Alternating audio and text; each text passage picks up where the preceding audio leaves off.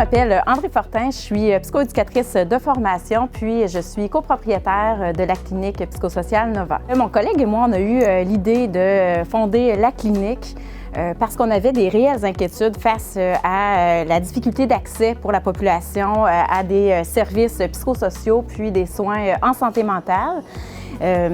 Jumelé à ça, la pénurie finalement d'intervenants et de professionnels qui peuvent répondre aux besoins de cette clientèle, de la population finalement en besoin. Moi, je m'appelle Marc-Aurèle Tremblay, je suis psychoéducateur, aussi cofondateur de la clinique psychosociale Nova.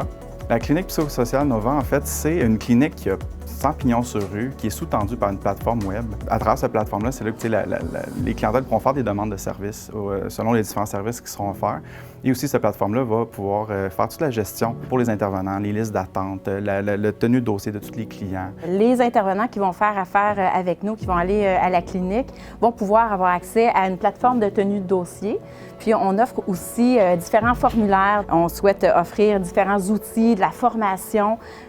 Et ça non plus, on n'a pas retrouvé ça chez aucune clinique ou plateforme web là, qui offrait des services aux intervenants et à la population.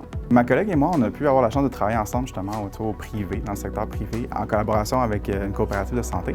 Puis, ce qu'on a réalisé bien rapidement, c'est que la demande de la population pour avoir des services de psychoéducation ou des services autres psychosociaux dépassait largement ce que nous, on pouvait offrir en temps. Puis aussi, on s'était associé à d'autres psychoéducateurs. Puis, on s'était dit, bon, ben écoute, la demande est telle, puis comment est-ce qu'on pourrait faire pour faire en sorte qu'il y ait d'autres professionnels ou intervenants qui auraient envie de faire le saut dans le secteur privé. Fait que moi, c'est quoi qui a fait en sorte que j'ai eu envie de sauter dans la pratique privée? Parce que c'est quand même quelque chose qui est un peu inquiétant des fois pour plusieurs intervenants. Parce qu'on essaie de développer finalement, c'est tous les bénéfices de travailler pour une clinique, mais sans les inconvénients finalement. Fait que la personne, les intervenants vont pouvoir conserver leur autonomie, vont pouvoir conserver finalement leur liberté. C'est eux qui décident quand ils travaillent, avec qui ils travaillent, de quelle façon ils travaillent. Il n'y a pas de loyer à payer non plus. Ça vient avec une communauté, ça vient avec une équipe. Nous, en fait, notre travail va être de faire vivre ce réseau-là. Donc, on met de l'avant la flexibilité.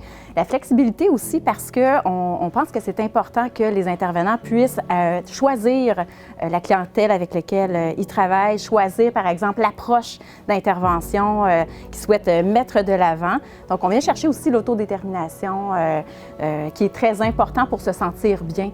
Donc, c'est notre plus-value, si vous voulez, mettre l'accent sur le bien-être des intervenants, des professionnels en santé mentale pour qu'ils, justement, ils puissent redonner à la population les soins qu'eux-mêmes ont bien besoin.